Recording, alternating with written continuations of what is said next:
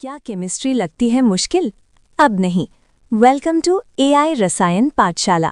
चलिए शुरू करते हैं आज की क्लास। दोस्तों, आज के इस विश्लेषण में आपका स्वागत है। आज हम सभी एटॉमिक डिटेक्टिव्स की भूमिका निभाने वाले हैं और रसायन विज्ञान के इतिहास के सबसे बड़े रहस्यों में से एक को सुलझाने जा रहे हैं। तो चलिए बिना किसी देरी के सीधे इस विषय में गहराई से उतरते हैं और देखते हैं कि कैसे एक बिल्कुल अदृश्य कण ने विज्ञान की पूरी दुनिया को हिलाकर रख दिया। आज के हमारे इस सफर के मुख्य पड़ाव कुछ इस तरह होंगे। सबसे पहले हम बात करेंगे लापता द्रव्यमान यानी मिसिंग मास के रहस्य की। फिर हम जेम्स चैडविक के उस ऐतिहासिक प्रयोग को देखेंगे। इसके बाद हम न्यूट्रॉन से मिलेंगे, जो कि एक उदासीन साथी है, और जानेंगे कि कैसे ये नाभिक के लिए एक मजबूत गोंद का काम करता है। और अंत में देखेंगे कि इस खोज के बाद परमाणु मॉडल की दिशा में आगे क्या हुआ। तो शुरुआत करते हैं हमारी पहली पहेली से, लापता द्रव्यमान का रहस्य। एक ऐसा वक्त जब गणित ने बिल्कुल काम करना बंद कर दिया था। जरा सोचिए, एक दौर था जब वैज्ञानिकों को पूरा यकीन था कि उन्होंने परमाणु को पूरी तरह से डिकोड कर लिया है।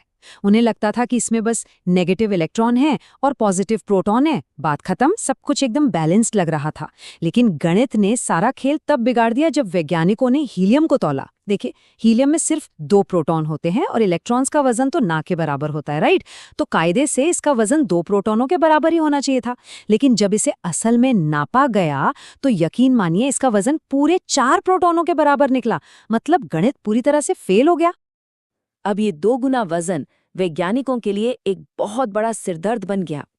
ये भारी गड़बड़ एक सीधा सा सवाल पूछ रही थी, आखिर ये मिसिंग मास या लापता द्रव्यमान आ कहां से रहा है? इससे एक बात तो शीशे की तरह साफ हो गई थी कि परमाणु के अंदर कुछ ऐसा छिपा हुआ है जो हमें बिल्कुल दिखाई नहीं दे रहा, लेकिन उसका वजन बहुत ज्यादा है। और यही एंट्री होती है हमारे अगले हिस्से की, जेम्स चैडविक का प्रयोग और 1932 की वो ऐतिहासिक खोज जिसने सब कुछ बदल दिया। ये रहस्य कई सालों तक एक अनसुलझी पहेली ही बना रहा। फिर 1932 में एक बेहद शानदार ब्रिटिश भौतिक विज्ञानी जेम्स चैडविक ने इस गुत्थी को सुलझाने के लिए एक गजब का एक्सपेरिमेंट सेट किया। उनका तरीका बहुत ही सिंपल लेकिन सटीक था। उन्होंने बेरिलियम की एक बहुत ही पतली शीट ली और उस पर भारी और पॉजिटिव चार्ज वाले अल्फा कणों की जोरदार बमबारी कर दी। इस जबरदस्त टक्कर का नतीजा ये हुआ कि उस परमाणु से कुछ बेहद अजीब और बहुत ही ज्यादा भेदन क्षमता वाली यानी हाई पेनिट्रेटिंग पावर वाली किरणें बाहर निकलने लगी। लेकिन कहानी में असली ट्विस्ट तो अब आता है। इन नई और रहस्यमयी किरणों की सबसे चौंकाने वाली बात ये थी कि जब चैडविक ने इनके रास्ते में बहुत ही शक्तिशाली मैग्नेटिक और इलेक्ट्रिक फील्ड्स लगाए तो इन किरणों ने मुड़ने से साफ इनकार कर दिया। जी हाँ, बिल्कुल नहीं मुड़ी। वे बिना किसी भी भटकाव के एकदम सीधे रास्ते पर मार्च करती रहीं। तो चलिए अब मिलते हैं परमाणु के इस तीसरे हीरो से, हमारा न्यूट्रॉन, जो कि एक पूरी तरह से उदासीन साथी है।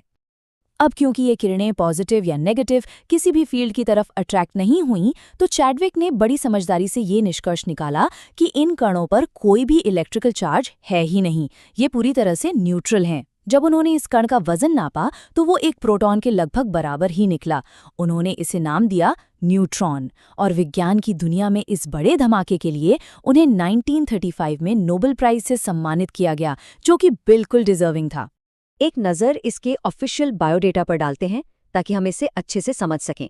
इसका चार्ज एकदम 0, पूरी तरह से न्यूट्रल। इसका मास 1.675 × 10⁻⁻27 किलोग्राम्स, जो अगर आप देखें तो प्रोटॉन से बस मामूली सा ही ज़्यादा है। और इसका एड्रेस क्या है? ये रहता है परमाणु के बिल्कुल सेंटर में, यानी न्यूक्लियस के अंदर, अपने दोस्त प्रोटॉनों के साथ। अब आते हैं इसके सबसे अहम रोल पर, न्यूट्रॉन, नाभिक की मजबूत गोंद। आखिर ये परमाणु फटता क्यों नहीं है? आपके दिमाग में भी ये लॉजिकल सवाल जरूर आ रहा होगा कि भाई अगर न्यूट्रॉन पर कोई चार्ज ही नहीं है तो वो न्यूक्लियस के अंदर इतने सारे पॉजिटिव चार्ज वाले प्रोटॉनों के बीच कर क्या रहा है? हम सब जानते हैं कि एक जैसे पॉजिटिव चार्ज एक दूसरे को दूर धकेलते हैं। तो सारा ब्रह्मांड परमाणु के फटने से नष्ट क्यों नहीं हो जाता? यहीं पर सामने आता है फिजिक्स का एक चमत्कार। न्यूट्रॉन असल में एक न्यूक्लियर ग्लू या ब्रह्मांडीय गोंद की तरह काम करते हैं। ये इन धनावेशित प्रोटॉनों को आपस में इतनी मजबूती से चिपका कर रखते हैं कि न्यूक्लियस तीव्र प्रतिकर्षण के बावजूद खुद को फाड़कर हिंसक रूप से विस्फोट नहीं करता। ये अदृश्य गोंद इतनी ज्यादा महत्वपूर्ण है कि ब्रह्मांड में मौजूद हर एक तत्व के परमाणु में न्यूट्रॉन पाए जाते हैं। लेकिन हर नियम का एक अपवाद होता है, राइट? नॉर्मल हाइड्रोजन, जिसे हम प्रोटियम भी कहते हैं, दुनिया का इकलौता ऐसा तत्व है जिसके एटम में कोई न्यूट्रॉन नहीं होता। क्यों? क्योंकि उसके न्यूक्लियस में सिर्फ एक ही प्रोटॉन है और उसे किसी और के साथ बांधने के लिए किसी भी गोंद की कोई जरूरत ही नहीं है। तो इसके बाद क्या? परमाणु मॉडल का सफर यहाँ से कैसे आगे बढ़ता है? चैडविक की इस शानदार खोज ने वैज्ञानिक समुदाय को आखिरकार परमाणु कहानी के तीनों मूलभूत किरदार दे दिए थे: इलेक्ट्रॉन, प्रोटॉन और अब न्यूट्रॉन। मिसिंग मास की पहेली सॉल्व हो चुकी थी। ये जानना कि परमाणु किन किन चीजों से बना है एक बहुत बड़ा फाउंडेशन साबित हुआ। इसी आधार पर जे थॉमसन, अर्नेस्ट रदरफोर्ड और नील्स बोर जैसे मास्टर आर्किटेक्ट्स को ये समझने का मौका मिला कि ये सारे टुकड़े आखिर आपस में कैसे फिट होते हैं।